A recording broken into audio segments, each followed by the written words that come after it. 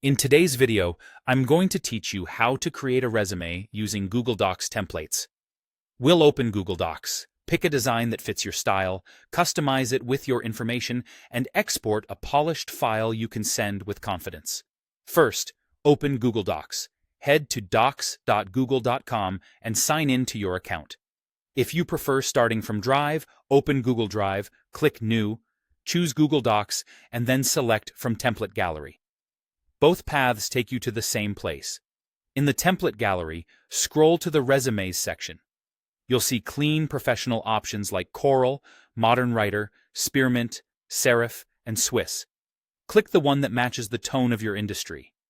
If you want more variety, you can also look at third-party templates from trusted sources such as The GoodOx or JobScan, but make sure any design you pick remains simple and easy for employers to scan. Now, customize the template. Replace the placeholder text with your own details.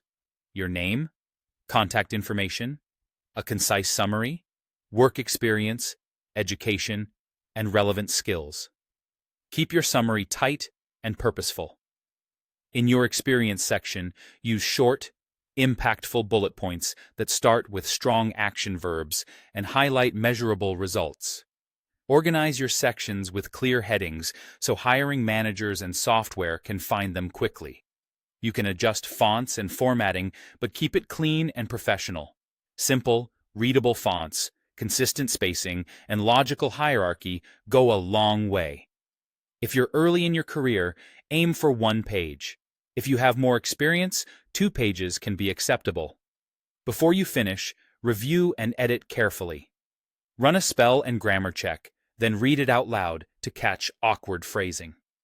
If you'd like feedback, click the Share button, invite a reviewer, and set their permission to commenter so they can leave suggestions without changing your original. Make sure your resume is ATS-friendly if you're applying online.